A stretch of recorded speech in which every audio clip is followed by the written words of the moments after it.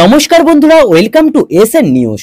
তো বন্ধুরা, আজকের এই ভিডিওতে আমরা আলোচনা করতে চলেছি ইন্ডিয়ান ফুটবল রিলেটেড বেশ কিছু গুরুত্বপূর্ণ ট্রান্সফার আপডেট। তাই পুরো ভিডিওটি শেষ পর্যন্ত দেখার অনুরোধ রইল। তো প্রথমেই আমরা যদি একটু মোহনবাগানকে নিয়ে কথা বলি, তো মোহনবাগান যে তাদের সেন্টার ব্যাকে কম করে দুটো বিদেশি সই করাবে সেটা তোমাদের আগেই জানিয়েছিলাম। আর সেখানে একজন বিদেশির নাম বেশ কিছুদিন আগে রিমোর হিসাবে বেরিয়ে এসেছিল। তো সেই বিদেশি প্লেয়ারটি হলো 31 বছর বয়সী স্প্যানিশ সেন্টার ব্যাকের প্লেয়ার আলবার্টো রদ্রিগেজ। তো এই প্লেয়ারটি যে মোহনবাগানে সই করতে পারে সেটাও তোমাদের আগেই জানিয়ে দিয়েছিলাম। আর আজ কিন্তু তাকে নিয়ে বেশ কিছু জায়গা থেকে একটা আপডেট বেরিয়ে আসছে যে এই আলবার্টো রদ্রিগেজ মোহনবাগানে সই করে দিয়েছে। তো প্লেয়ারটি কিন্তু মলিনার খুবই পছন্দের একজন প্লেয়ার। আর আমরা আগেই জানিয়েছিলাম মলিনা স্পেন থেকে বেশ কিছু প্লেয়ারকে সাইন করাতে পারে, আর বর্তমানে কিন্তু সেটাই হচ্ছে। তো এই আলবার্টো রদ্রিগেজ কিন্তু এই মুহূর্তে ইন্দোনেশিয়ার একটি ক্লাব পার্সিবের সঙ্গে চুক্তিবদ্ধ রয়েছেন এবং তার ট্রান্সফার ফি 2.2 কোটি টাকা।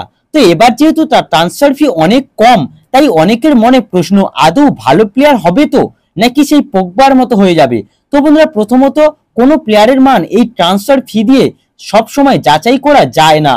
তার জন্য তার খেলা দেখতে হয়, আর তার জন্য ইউটিউব আছে, সেখানে তোমরা চাইলে তার খেলা দেখতে পারো। তো খুব ভালো একজন প্লেয়ার কিন্তু এই আলবার্টো রদ্রিগেজ। তো এবার মোহনবাগানে এসে সবুজ মেরুন জার্সি গায়ে চাপিয়ে নিজেকে কতটা ইন্ডিয়ান কন্ডিশনের সঙ্গে মানিয়ে নিতে পারে সেটাই কিন্তু দেখার বিষয়। তো এই নিয়ে মোহনবাগানের 4 বিদেশি কিন্তু প্রায় কনফার্ম হয়ে গেল: দিমিত্রি পেট্রাদোস, জেসন কামিন্স, জামি ম্যাকট্রেন ও আলবার্টো রদ্রিগেজ। তো এই 4 জন ছাড়াও কিন্তু আরো বেশ কিছু বিদেশি কিন্তু সাইন করাবে মোহনবাগান, এবং সেটাও খুব তাড়াতাড়ি।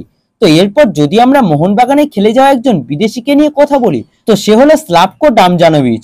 তো এই স্লাভকো ডামজানোভিচ যে মোহনবাগান ছাড়ার পর বেঙ্গালুরুতে খেলছিলেন সেটা তোমরা সকলেই জানো। তো এবার বেঙ্গালুরু কিন্তু সামনের মরশুমের জন্য তাকে আর রাখেনি, আর এই মুহূর্তে সে কিন্তু আইএসএল ছেড়ে ইন্দোনেশিয়ার একটি ক্লাবে সই করে দিয়েছে। তো প্লেয়ারটি কিন্তু মোহনবাগানের হয়ে দুর্দান্ত খেললেও বেঙ্গালুরু এফসির হয়ে ভালো পারফর্ম করতে পারেনি, তাই আইএসএল এর কোনো ক্লাব আর তাকে নেওয়ার ব্যাপারে আগ্রহ প্রকাশ করেনি।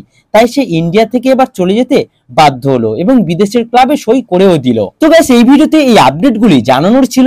যদি ভিডিওটি ভালো লেগে থাকে তাহলে অবশ্যই লাইক ও সাবস্ক্রাইব করে দিও।